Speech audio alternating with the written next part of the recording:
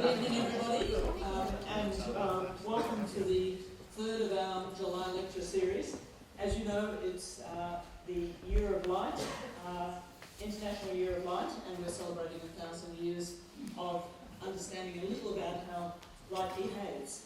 Now, last week we looked at nanoscale light, and we're going to go to the other extreme tonight and move to very distant light, and it's a great pleasure to introduce Professor Meg Urry from Yale University to give the lecture here this evening. So Meg is a very distinguished astronomer from the US. She is currently at Yale, but has previously been at such robust institutions as MIT and Space Science Telescope Institute. And she is currently the president of the American Astronomical Society as well. So she has undertaken a vast range of roles, and I'm not going to go through the full category. But she's going to talk to us tonight about black holes, and this has been a long-term research interest for her. And she'll talk about some of the very interesting manifestations, things that we can see of black holes in our universe. In addition to that, she's also been an international leader in promoting women in science, and this is something for which we're, as a community, we're particularly grateful to her for. She's currently visiting the School of Physics as our Lady Fellow, and would you welcome Meg Urry to the stage?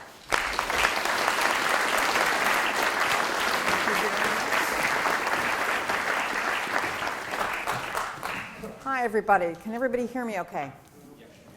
Wow, it's busy. If anyone doesn't have a seat, I see a few purple spaces here, so please come down. So I want to start with my first slide. Let's go to lecture. I don't know if you can read this or not. I'm going to give you a helpful translation. There's what it says. Let's go back. This is written in galaxies. Oh yeah, should we go down one? Sorry, one more.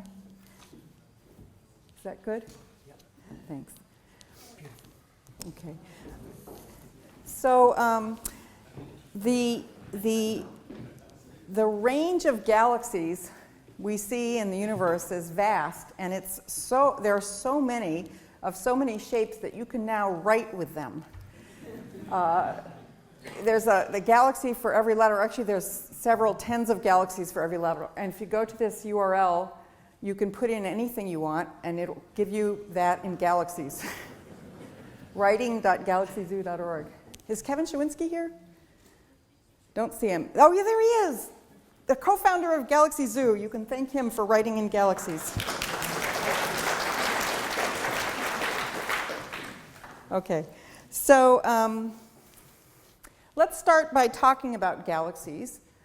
Galaxies are gravitationally bound collections of stars. You're looking here at a picture of our nearest neighbor big galaxy, the Andromeda Galaxy. Which is this spiral-armed thing in the middle, pretty big and bright. It's very similar to our own galaxy, the Milky Way, we think. But of course, we can't take a picture of our own galaxy because we're in it. So we can look out of our galaxy and see a neighboring galaxy and take a picture of it. What you're looking at is starlight, and then you see all these speckles all over the image? Those are stars in our galaxy that we have to look past to see outside. And most of them are stars in our galaxy. Just point out a couple of other things. See these blobby things here? These two? These are smallish galaxies that orbit Andromeda. We have a couple of those ourselves. The Milky Way has a couple of orbiting satellite galaxies, which in fact you can only see from the southern hemisphere, the Large and Small Magellanic Clouds. Now, I'm talking about galaxies because black holes, the kind that I study, have galaxies as their hosts. It turns out that nearly every galaxy we look at has a supermassive black hole at its center. By supermassive, I mean something that's 1 million to 1 billion times the mass of our sun. And I'll come back to that a little later. So, by the way, if this were our galaxy, if this were the Milky Way, our sun would be a star sort of out here in the suburbs. And this is a good thing because black holes at the centers of galaxies, as I will discuss, help generate very high energy radiation. And that's in fact how we find them, how I find them, as I'll describe. But you wouldn't want to live near a lot of high energy radiation. It'd be like, getting a continuous X-ray. It's not good for your health. So it's good that we live in the outskirts. It's kind of boring and dull there, and so a planet like Earth can form and life can form without being extinguished. Okay. So about 20 years ago, shortly after the Hubble Space Telescope was launched, it undertook a survey of nearby galaxies. What you're looking at are the Hubble images of 2 galaxies, the starlight from those galaxies, and by analyzing the starlight in terms of individual stars orbiting the galaxy, it was determined that there must be a compact dark object in the center. Basically, the starlight is very strongly peaked at the center, and so the stars are spending time in the center. More stars are in the center, let's put it that way, than would be the case were there not a black hole. And so this is when it was first realized that pretty much every galaxy had a black hole. We didn't understand that until fairly recently. So let me start talking about what is a black hole. How many of you have read about black holes in the popular press? Or anywhere? Oh, lots of you. Okay, excellent. So the first description of a black hole has to do with escape velocity. So if I take something heavy, this looks like it wouldn't be too damaged if I threw it. So this is an eraser. So if I throw this up, it falls back down because of gravity. If I threw it harder, it would go up higher. If I threw it really hard, I'd hit the ceiling, but I'm probably can't do that. And if I were outside and I were NASA and could launch it on a rocket, I could actually get it to go fast enough off the surface of the Earth that it wouldn't come back down. The velocity with which I have to launch it such that it never comes back, such that it can escape the gravity of the Earth, is called the escape velocity. A black hole is an object for which the escape velocity is greater than the speed of light. And therefore, since no particle, not light or a massive particle, can move faster than the speed of light, no light or particles can escape a black hole. So that's one way of describing them. And I'll give you Einstein's version in a moment. But let's just think about it. If you had a mountain on Earth and you had a cannon at the top of the mountain and you could launch a cannonball, this cartoon shows you that as you increase the launch speed, the cannonball will go farther and farther before falling to Earth. At a certain point, it will orbit the Earth, and then above that velocity, it can get away from the Earth. And as I say, if you launch it with greater than the escape speed, it can get to infinity away from the Earth. So, and I just want to mention that c is a constant, sometimes the letter we use to represent the speed of light. Okay, so to talk about black holes, we have to talk about gravity. And Newton was the first to come up with a theory of gravity, which has now been superseded by Einstein's theory. But let's start with Newton, because it was a very simple, well, it wasn't simple when he did it. It's simple to school children now, but it wasn't simple then. And using his theory of gravity, actually, people came up with very early descriptions of things that you might think of as a black hole. In particular, Pierre Laplace and the English astronomer John Mitchell described something called dark stars. What Mitchell said was, let's see, this is his paper, and I'm going to read it to you because you aren't going to be able to read the text. if there should exist in nature any bodies whose density is not less than that of the sun, which are not naturally luminous, we could have no information from sight. So translation, we couldn't see them, okay? And then he goes, so he's talking about stars from which light cannot escape. They should be dark, black. Actually, and it's worth saying that Newton's gravity almost describes black holes correctly, but fundamentally doesn't. He went on to say a second thing, which is very interesting, that if other luminous bodies happen to revolve around the dark star, then you could tell the presence of the dark star because of the other bodies. And in fact, that is exactly what we do today in measuring the masses of black holes. Here's an example. This is a movie of stars at the center of the Milky Way galaxy, taken by my friend Andrea Ghez at UCLA. What you're looking at are the trajectories of stars over a period of about 20 years as they orbit the center of the galaxy. And from those orbits, you can calculate the mass interior to the orbit. And as a result of these data, Andrea and her group have estimated that have conclusively demonstrated there is a dark mass at the center of our galaxy that is about 4 million solar masses. And its volume is small enough that a black hole is the least exotic thing it could be. So how many of you had physics in high school or college? Wow, you told me this. Highly educated audience. By the way, I do see a couple people standing. If you want to come down, don't be shy. There's a lot of empty seats down in the front row and a couple here. I don't mind at all. Okay, so for the physics students and those who aren't, I'm going to show you, hello, oh, is this the, there we go. So you probably learned Newton's second law, that force on an object of mass m is equal to the mass times the acceleration of that object. And once we have Newton's law of gravity, you can very easily use it to analyze circular orbits. I'm showing you just the simple circular case. You can measure the force of gravity, and that's given by Newton's law of gravity, that it's proportional to the mass of the two objects divided by their distance squared. So here we're thinking about a black hole which is being orbited in a circle by some much smaller mass. So the force on the smaller mass, I've written that m star, is this.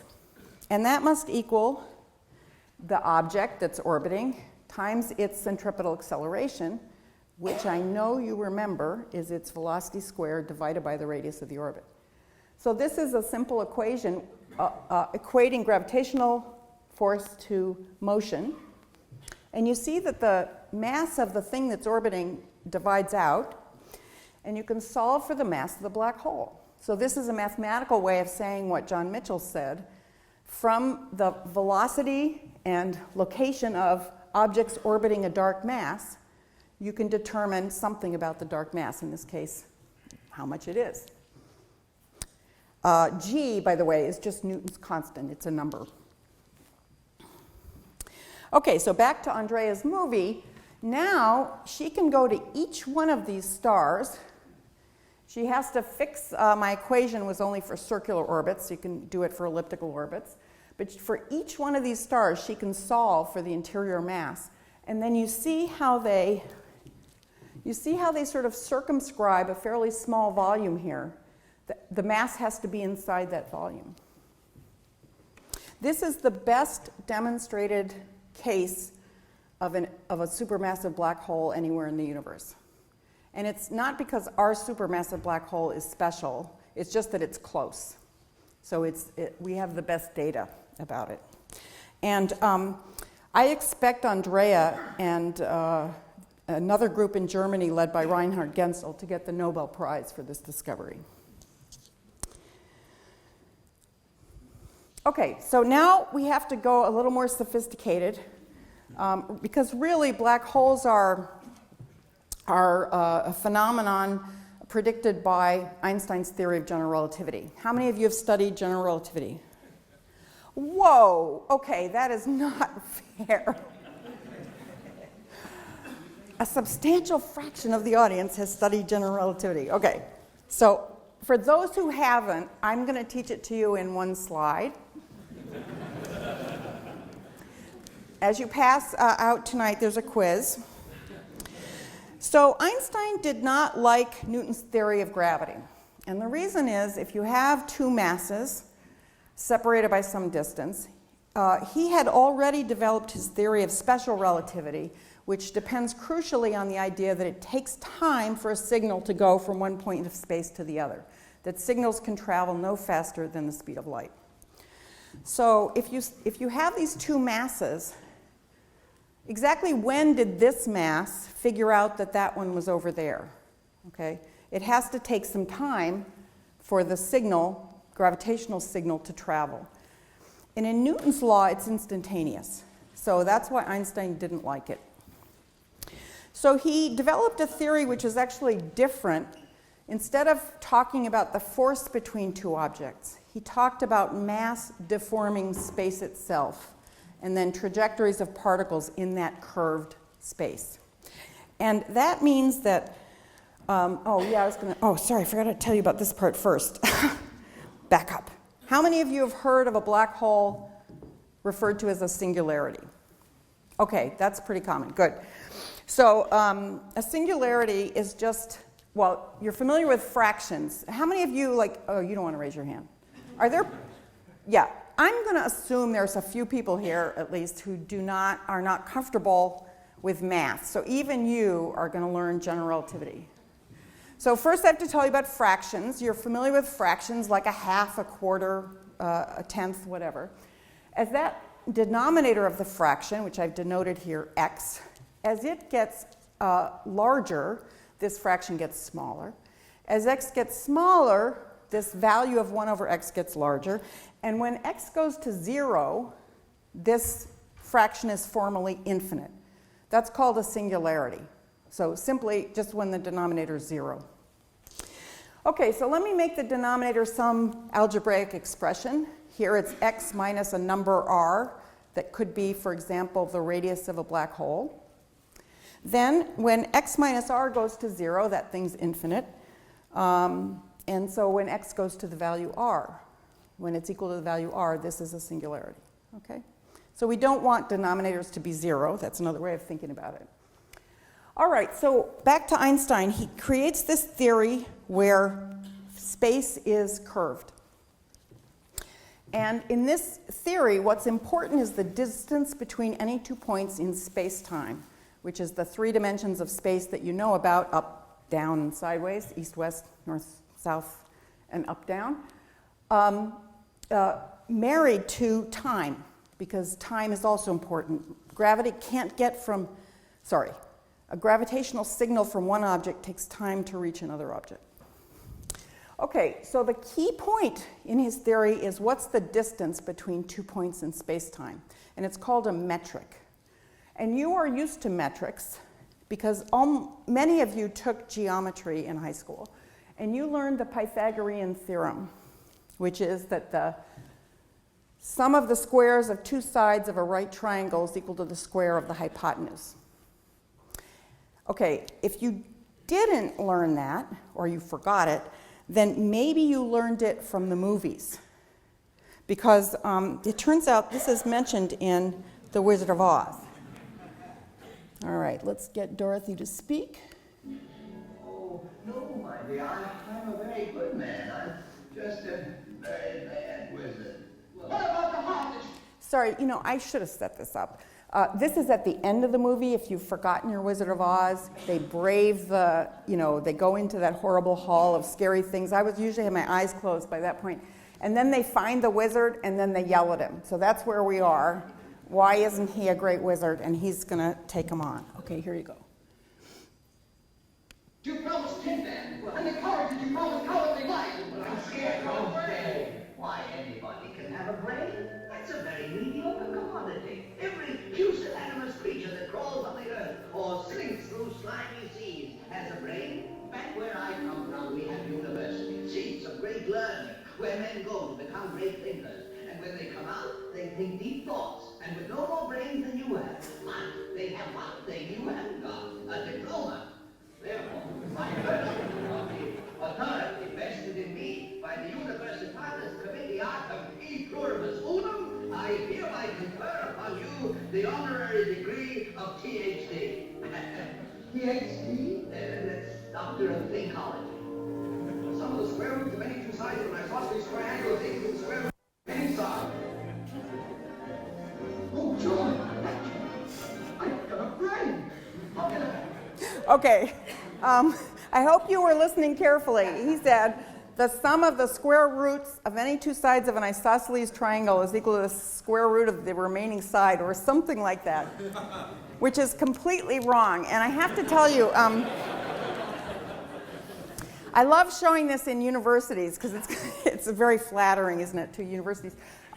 But also, when I was a kid, I just assumed that was the Pythagorean theorem. That is, I never really heard the words he said. It wasn't until I found the clip to show as a demonstration of, how everybody knew the Pythagorean theorem that I realized that he didn't know it. So anyway, think of all the school children being misinformed. It's really scary.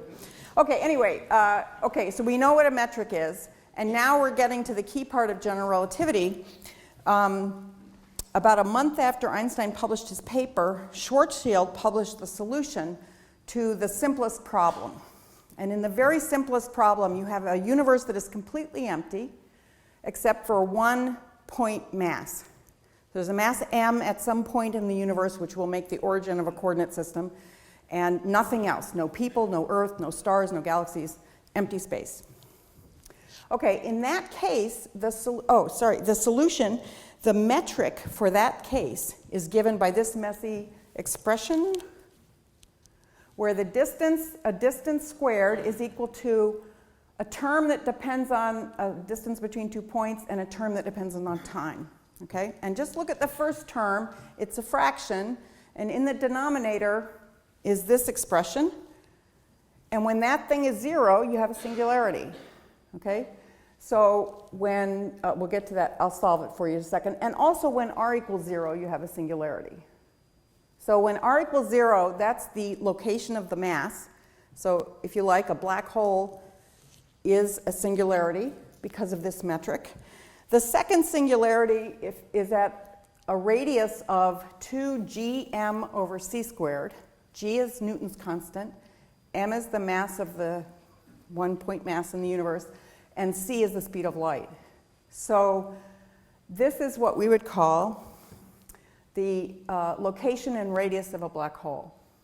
Now for the specialists, and there's a whole bunch of you, let me just say that the singularity at r equals 2gm over c squared is actually a result of the coordinate system chosen, not a true singularity. But anyway, it's the size of the black hole, if you like. That's where the horizon is. So inside there, the escape velocity is greater than the speed of light, and outside material can move into or out of the region of the black hole. And in honor of Schwarzschild, that is called the Schwarzschild radius. Notice that it's proportional to mass. So as a black hole gets bigger, its radius gets bigger. Sorry, as its mass increases, its radius increases in proportion. So I calculated the sizes of some black holes, just to give you an idea. If you took the Earth and you stuffed it into a small enough volume such that it was a black hole, it would be a little cube like the size of a sugar cube, 1 centimeter on a side. So put all of the Earth and all of you and everything else in that little cube, you'd have a black hole. If you take a star that's about 10 times the mass of the sun and put it into a small enough volume, it would have to be a few kilometers across, so much smaller than Melbourne.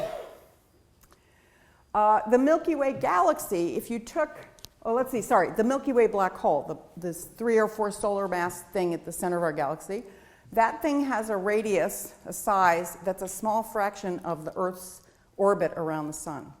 And the sun is, as I told you, way out in the outskirts of the galaxy, the size of the solar system is a tiny fraction of the size of the galaxy. And finally, the supermassive black holes that I study, about 1 billion solar masses, those have radii of a few light hours. That means it takes light a few hours to cross that distance. I did a person, just for fun, a person who weighs 100 kilograms.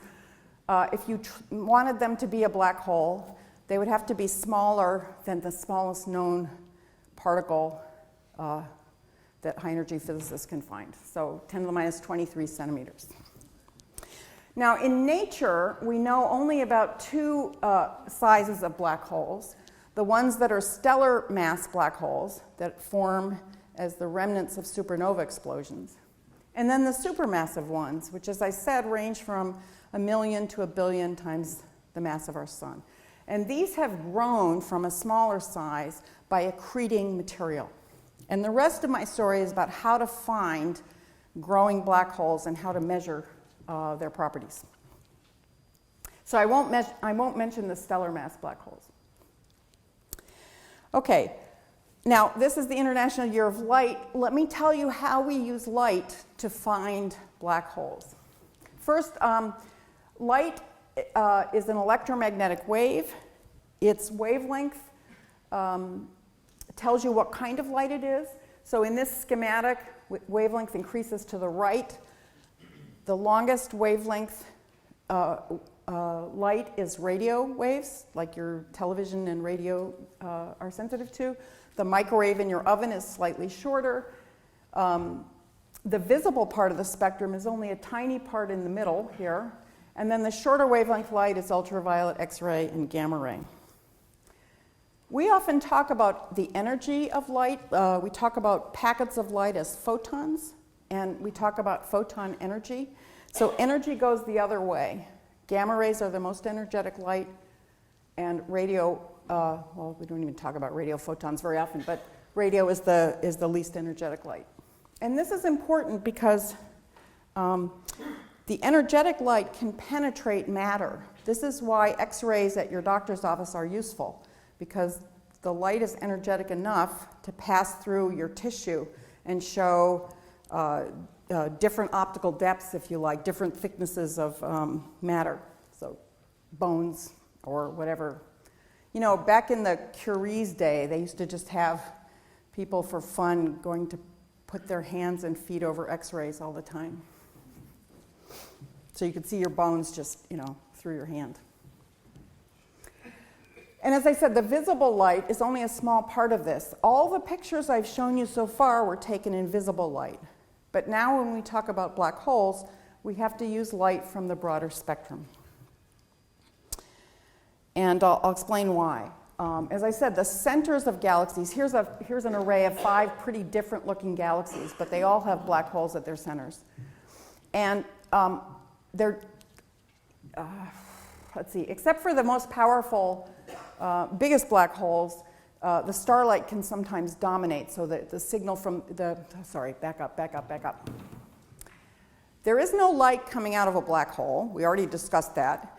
But as matter is trying to fall into the black hole, it heats up the surrounding region, the region surrounding the black hole, and that can glow quite brightly. So I will often incorrectly say that a black hole was really luminous. And what I mean is the region around the black hole itself. So we have to separate the starlight from the stuff the light that's being emitted because matter is trying to fall into the black hole. And that light is often extremely energetic. Black holes that are growing routinely give off a lot of X-rays. They also give out a huge amount of ultraviolet light and infrared light. However, so I'm going to tell you about this project that my research group has done, which actually has started before I moved to Yale. Our idea was we wanted to do a proper census of the growth of black holes across cosmic time. Now, these kinds of surveys had been done before, but only looking at optical light, which is essentially rest frame ultraviolet light. And it is very easy to absorb or scatter that light with a little bit of dust, a little bit of particles made of heavier elements than hydrogen and helium. So we had reason to believe that the previous census, the various censuses that had been done, were incomplete. And our idea was to use the X-rays as a probe of accreting black holes, because the X-ray light, being more energetic, could penetrate columns of gas or dust that the ultraviolet would be stopped by. Now, we didn't actually measure all supermassive black holes. We just looked at a tiny patch of sky and extrapolated. But we wanted to find how many there were, what their masses were, and where in the cosmic history they had grown. We also wanted to understand their interaction with our galaxy. That's probably still an open question, so I will concentrate on the census instead. Everybody with me so far? We got any, confusion, straighten out questions? Nope? Okay, we're good. Okay, so to do this census, we use the Chandra X-ray Observatory, which is a very powerful, currently operating satellite, one of NASA's great observatories. Their suite of, used to be 4, one of them's defunct, but now 3 great observatories. And then we also use the Spitzer Space Telescope, which is an infrared sensitive observatory. The reason for this is that the X-rays would be matched against infrared light, which should be emitted because of all the ultraviolet light that was absorbed will be re-emitted in the infrared. It basically heats the dust and gas and it's re-emitted in the infrared. And then we used the Hubble Space Telescope to look at the optical light, in which starlight is very strong, and so the extremely good spatial resolution of the Hubble images would help us to isolate the nuclear light from the accreting black hole from the starlight and the rest of the galaxy. Okay, and we also use telescopes, great observatories on the ground, like the Keck telescopes on Mauna Kea, which you see the 2 domes here of those telescopes. And for the aficionados, behind the left dome is the Subaru telescope, the Japanese Subaru telescope. Okay, so we call this survey GOODS, because everything in astronomy has to have an acronym. And GOODS is Great Observatories, because Chandra, Spitzer, and Hubble are NASA's great observatories. Deep survey, because the region we looked at is a big region. It was the deepest picture ever of a region that size ever taken. And origins, because if we didn't add a letter, we would really look obnoxious. But we were looking at the origins of black holes and galaxies. Okay, and this is one of the deep field images. And for this, I'm just going to turn the lights off. So everybody just hold still for a second so you don't fall off the stairs. I just want everybody to get a really good look at this image for a second. You are looking at probably about 80,000 galaxies. Almost everything you see in this image are galaxies. The brighter ones are near us. That's why they're so luminous. The dimmer ones are probably farther away. And in general, the redder ones are farther away. I'm looking for the red spot. Oh, yeah. So right here, for the people in the front row can see there's a red spot. That's probably one of the most distant galaxies in this image. It's right here. Okay, let me put the lights back up so people don't fall off the steps. I'm going to show you this little movie here. I think it starts by itself. No, I have to start it. Okay, sorry, I should have said this. Let me say it properly. Here's the image. You're looking at the projection of lots of objects. Some of them are near, some of them are far. It's a 3-dimensional space, but it's projected onto the 2 dimensions of the image. So this little movie is a nice illustration of what that means. If I can get it to go. Hello, there you are. Right there. And it was made by ESA, not NASA, European Space Agency.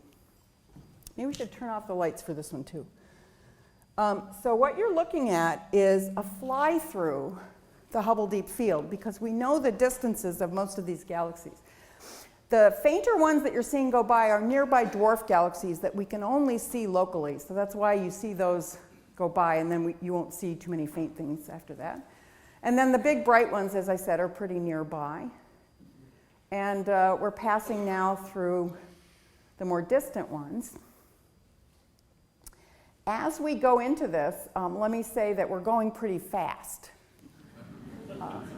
This is way, way faster than the speed of light, so it's not a real trip. And then you should also notice that as we get farther and farther into this image, you see fewer and fewer objects, and they're fainter. And that's not because there actually are fewer objects, fewer galaxies. It's because the galaxies that are there are so far away we can't find them in our image. So when it looks like you're going into empty space, it means you're going into the regime that you need the James Webb Space Telescope for in order to see those galaxies. Okay, let me just back up. So now I'm showing you just a tiny fraction of the goods field. And what you're looking at is the Hubble image. I guess I should turn this. Just these few slides are so dark, you really need to see them in the dark. So this is the Hubble image for a tiny part of the goods field. And I've circled the 3 X-ray sources in this part of the field. And from the properties of the X-rays we detected, the energies of the X-rays, we can tell that the white circle one is probably not very absorbed. It probably doesn't have a lot of gas and dust between the accreting black hole that's making the X-rays and us. Whereas the 2 yellow circles lack low energy X-rays, and so they are probably obscured by gas and dust. And indeed, you notice that the object in the white circle, the optical light, is much brighter than it is for the 2 yellow circles. So this is exactly what we expected if 2/3 roughly of the accreting black holes were obscured. But the proof of the pudding is in the infrared image, because if the objects in the yellow, maybe they're just intrinsically weak, but if they have had light that's been absorbed, ultraviolet light that's been absorbed by gas and dust, they should re-radiate strongly in the infrared. So the real proof of this experiment was when we added the infrared data in this part of the image, and you see that indeed the 2 sources in the yellow circles are very bright infrared sources, as is the one in the white circle. They all are pretty bright infrared sources, but clearly, how to say this, the infrared lets us sort of do an estimate of the total light in that object, and they're comparable. They're not that different. Of course, you see lots of other red blobs. Those are all galaxies, because stars emit a lot of infrared. So that's, one man's signal is another man's noise. Okay. So just to toggle back once, here's the Hubble image, and here's the Spitzer data added on top. And we, of course, did a much more rigorous analysis quantitatively, et cetera, but we essentially proved what I show here. We basically said 3/4 of all black holes are obscured enough you would not find them in ultraviolet surveys. So previous surveys had missed 3/4 of all accreting black holes.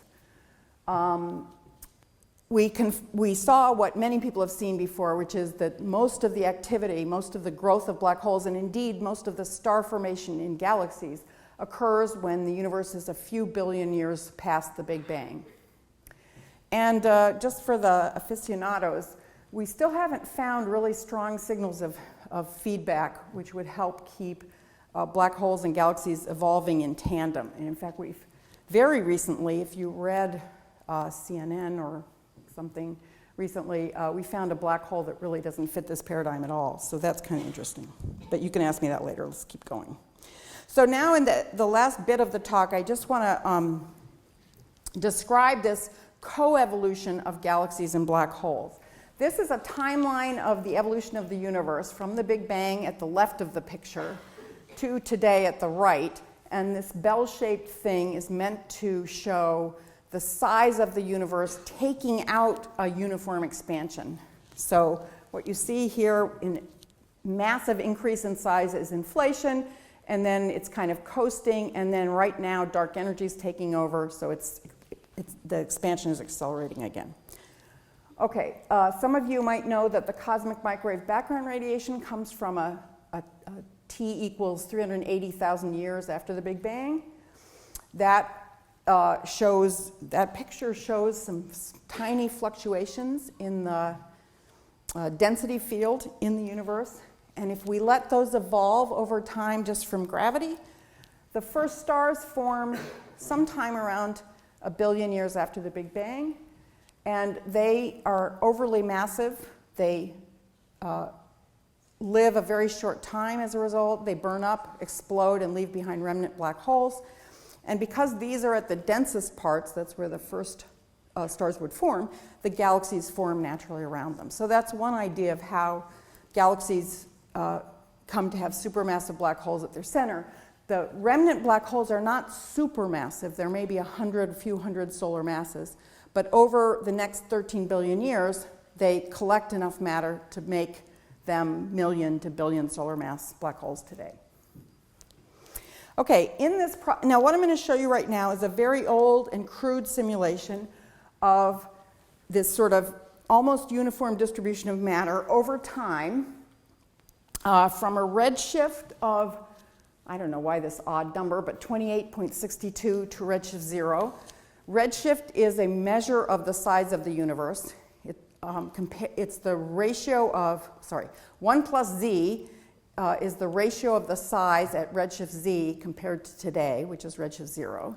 So a redshift of 28.62 means the universe was in one dimension 29.62 times smaller than it is today. So in cubic space, it's 1,000 times smaller than today. And I'm just going to show you this computer simulation.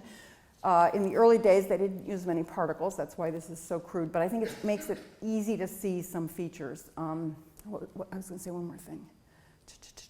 So you see matter coming together to the clumps that will eventually form stars and galaxies. All right, here we go. And you can watch the redshift countdown if you want. But here's time going forward linearly. And here are the clumps forming, which are going to turn into galaxies. The universe today is mostly clumpy. It's mostly galaxies separated by darkness. The next slide is the same calculation, just showing you the 3D view, so you can see these filamentary structures that we expect, and indeed that galaxies live along filaments like this. This corresponds to reality. Okay, I'll show you some much better simulations in a moment. Okay, as matter's coming together, galaxies are forming, and as part of this whole evolution over billions of years, galaxies merge. This is a set of however many, 12 pictures of merging galaxies taken with the Hubble Space Telescope. And you can see quite a variety of galaxies are, here's a nice spiral galaxy with a barred spiral here. Here's two galaxies that are already strongly interacting. Here are two that are just starting to interact. And let me show you what computer simulations do about merging galaxies. This is quite a pretty recent simulation of two disk galaxies approaching each other.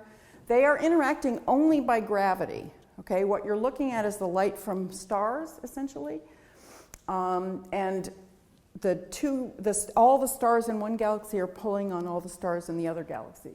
And all of these streamers that you see are stars that are essentially ripped out of the galaxy by gravitational force.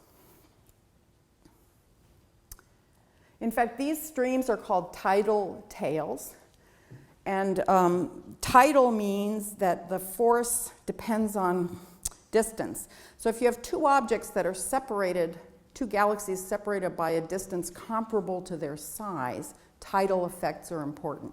Because the near side of this galaxy pulls on the near side of that galaxy quite strongly, and the far side pulls on the far side less strongly. So it tends to stretch each of the galaxies out, and that creates tidal tails. Now, in this particular simulation, the galaxies were close enough and moving slowly enough that they merge to form a single galaxy at the end. But you can still see these streams that are signs that a merger took place recently. We see exactly this on the sky. If we look now at a real image, here's a famous pair of galaxies called the mice. You're looking at a Hubble image, so optical light. And what you see here are two galaxies that have basically been interacting in exactly the same way as the simulation. And they've pulled these tidal tails out of each other. Now, the simulation, that was kind of sped up. That total interaction probably took a couple 100 million years. So we don't ever see that interaction happening. We just see snapshots like this pair of galaxies. And this next movie is showing the same thing. Here are two disk galaxies interacting. But in this simulation, we're going to stop the simulation partway through and compare to a real pair of galaxies. So as the simulation continues, you'll see the tidal tails develop. You'll also see, in order to match local galaxies, they have to rotate the simulation, okay? And now look at the pair of galaxies it's like. So we can tell that these processes are happening. We don't see one whole interaction, because we can't live, well, it's longer than a graduate school timeline. But we can see galaxy pairs in different stages of this interaction. This is the famous antenna galaxy that's been known for many years. I think there's like 2 more of these. Some of them, by the way, don't merge. They just pass each other, but they distort the galaxies on the way. Here's another one. Is that the antenna? Did I miss it? I'm not sure. It's hard from this angle. And one more. So our computers do a pretty good job, and that's because gravity is a pretty simple force. I think that's good. Okay. Now what you're seeing is a much better simulation of the same thing, starting from a few 100 million years after the Big Bang. This is a dark matter. What you're looking at is the dark matter, which is proportional to the baryonic matter. And you can see the filamentary structure, because we're rotating, so you can see it all. And you can see the clumpy parts where galaxies are going to form. What I like about this simulation is that when galaxies form, you see starlight, so that's this pink light you can see. And now, when the black holes in these galaxies are growing, this illustrious simulation shows you explosions of energy that are heating the gas in the galaxy and potentially turning off star formation. This is a theorist's idea of what's happening. As an observer, I would try to go out and observe these phenomena. But you see the explosions, those are caused by black hole accretion. Now remember, none of this stuff is coming out of the black hole. It's coming from the region around the black hole.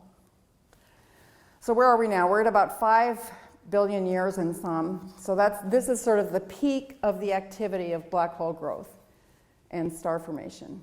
And then when we get closer to the present day, 13.7 billion years after the Big Bang, the universe has quieted down a whole lot. Again, it's good to live in a boring universe. Good for humans, I think, to live in a boring universe. Okay, and now the universe is much more clumpy than it was initially. You see lots of galaxies and clusters of galaxies, and the average star formation rate is declining, and the average black hole accretion rate is declining. And I'll give you like 10 more seconds. I think we're at the present day. It's really nice. Computers also go much faster than reality. Very useful. Okay, I think I'm going to go on. You can find these all online, available to download. The last thing I want to say, is I just want to show one more movie having to do with this object, NGC 6240. As you by now your expert eyes have detected, is a merging galaxy, right? 2 merging galaxies. I think people used to think it was just an odd-shaped galaxy, but now we know that's from a merger. And if you look at this galaxy in X-rays, you see a bunch of X-rays. This is down in the center, and you see these 2 blue point sources. Those are the active regions around those 2 black holes that haven't yet merged from the 2 merging galaxies. And now you're going to see a movie made by my colleagues at Yale, Paolo Coppi and his student. Same kind of merging galaxy video. This is actually an older one, so it's a little bit crude. But now we zoom in to the center of the interaction, and you see something very much like NGC 6240. I mean, this is what it is. What they did was calculate how two black holes merge. This was Andres Escala's thesis. And he showed that when the two black holes merge, they create a ripple effect in space-time, sending gravitational waves out from the merging black holes. So this is literally space itself being shaken by the merger of two black holes. I'm going to let that run one more time.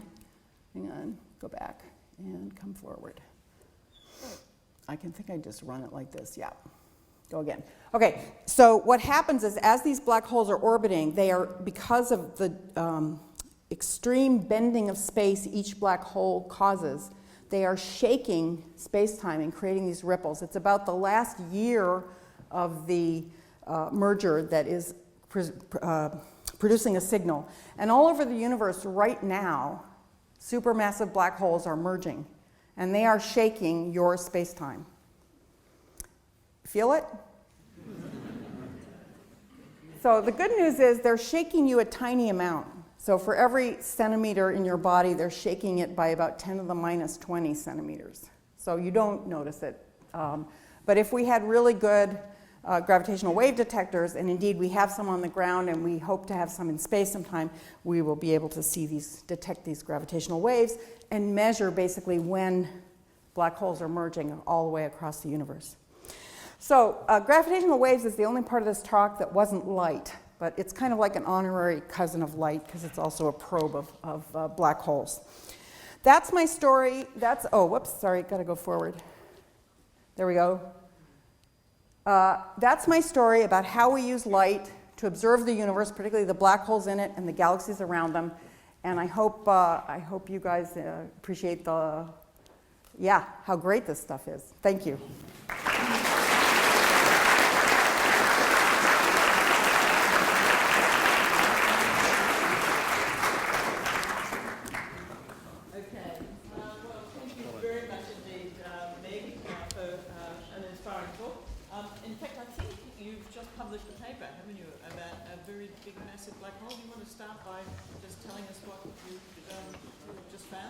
Yeah. So just last week, we had a paper published in Science magazine.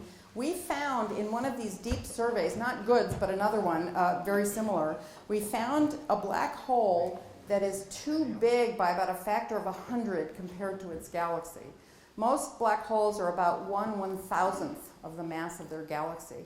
And this one is 1/10 the mass of its galaxies. That's the first weird thing.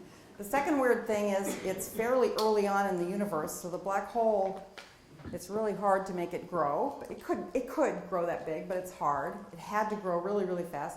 And the third weird thing is that it's in, how we found it means it has to be fairly common. So this idea that we found a black hole that is nothing like the mass of its galaxy means that might be a common thing, and that was not understood. We used to think they went together, and maybe they don't. Really, fun. But it's only one object, let's find more. All right, so there's an opportunity to ask a few questions, and I think the first hand up was going to. This image we're seeing here, can you give us an idea of the angular diameter or patch of the night sky that's actually occupied? Yeah, let's see. So the total good survey was about a quarter the size of the full moon, about a tenth of a square degree, in two fields. This particular image, I actually don't know which piece of it was. It's somewhat smaller.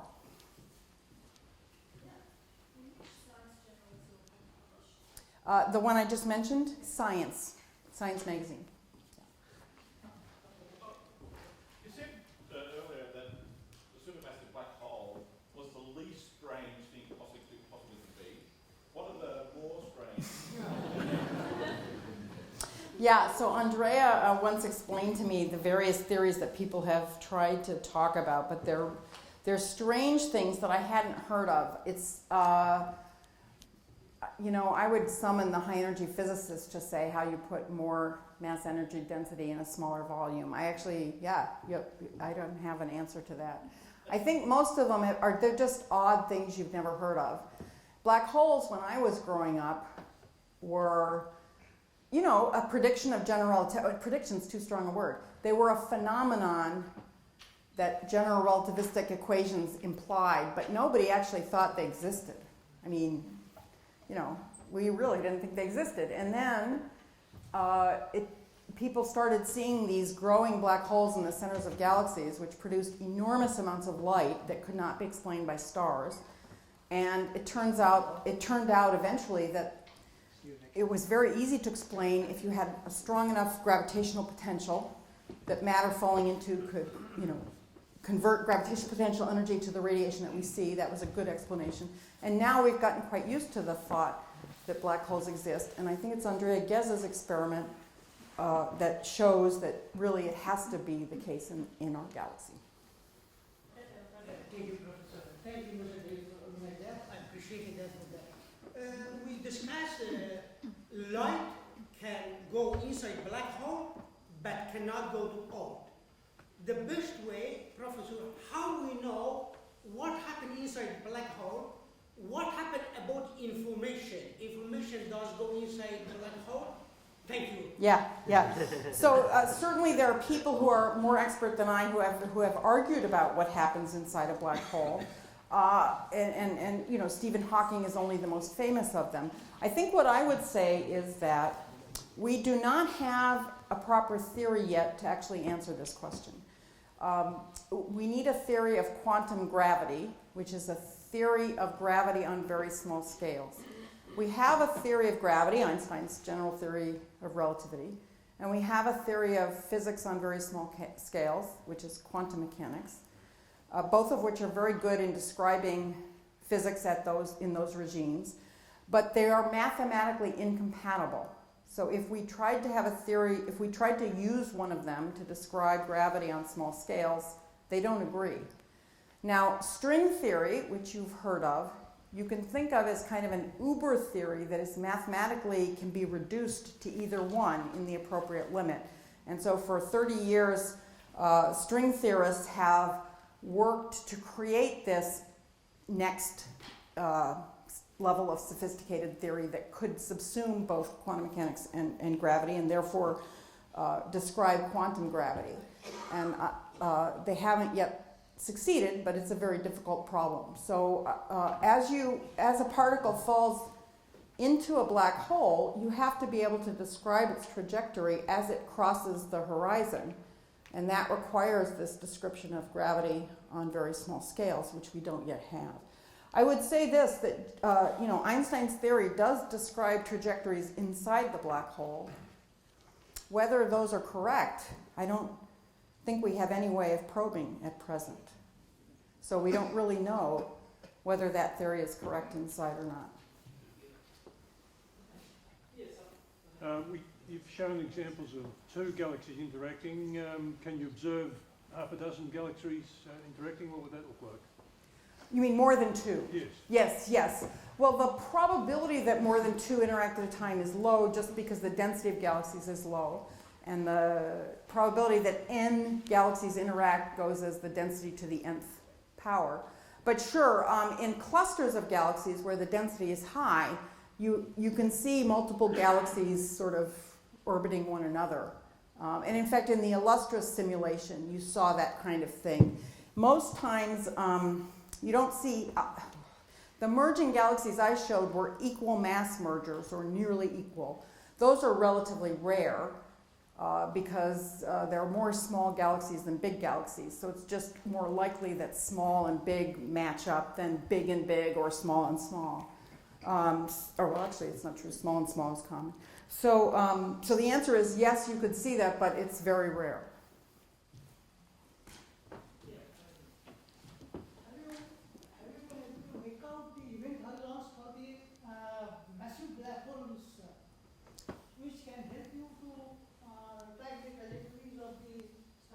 Yeah, so the question is, have we been able to resolve the event horizon of a black hole? And the answer is no, not yet. There is a wonderful experiment called the Event Horizon Telescope, which uses radio interferometry to do very high resolution imaging of the region near a black hole. And again, the black hole in our galaxy should be possible to image the event horizon with this technique, but it has not yet been done. When two galaxies merge, the black holes are tiny compared to the dimensions of the galaxy, so you wouldn't expect them to come very close to each other just by chance. And also their velocities, gravitational attraction, would be very great. So how is it that they end up in such a close orbit that they merge? Yeah, really good question. Let me repeat it. So when two galaxies merge, the black holes are very tiny compared to the mass of the galaxy. They're about 1/1000th typically of the mass of the galaxy, and they're far from each other. In fact, each one would feel mainly the gravity of the stars of the galaxy rather than the other black hole, right? Because the black hole is very small compared to the stellar mass of the galaxy. So how do they actually get near each other? Why don't they just pop right by each other? And then how do they eventually merge? So they basically they sort of fall to the center of the two galaxy merger, kind of the way marbles would fall through pudding. They lose energy to the stars. So in some sense, they're each orbiting the galaxy to begin with, but they lose energy as they scatter off stars and the orbits get smaller. That process is actually fairly quick. When they get down to a region a few light years across, then the density of, the encounters with stars are more rare, and it's actually hard to get them to come closer. The movie I showed you actually cheated in putting them closer to begin with, mainly because we don't see a lot of binary black holes, so we know they have to have merged sometime, but we haven't yet figured out exactly how they get close enough. Once they get close enough, then gravitational radiation is the energy loss mechanism, and then they merge in a predictable way that produces a signal of gravitational waves that's a prediction of general relativity that we should be able to verify. Is there any known example of a galaxy without a black hole? Yes, actually, there are a few. Well, let me put it this way. There are maybe at most a half a dozen galaxies in which the black hole is too small. We have an upper limit, and it's smaller than it ought to be. But some of this has to do with potentially with whether the black hole mass is supposed to be proportional to the galaxy mass as a whole, or to the mass of just the spherical part of the galaxy, or what. So as I say, there are these few anomalies, but by far, in most of the galaxies we look, we see evidence of there being a black hole. Mm-hmm. With the gravitational waves you spoke about, which is the disruption of the space-time continuum, are they still relativistically limited to the speed of light, and there's velocity there? Mm-hmm. Yeah, so the question is about the speed of propagation of the gravitational waves. And in fact, again, a prediction of almost an assumption of Einstein's theory is that those waves propagate at the speed of light. And in fact, the particle of propagation is called a graviton. It's a spin 2 particle. And it's, again, predicted by the theory.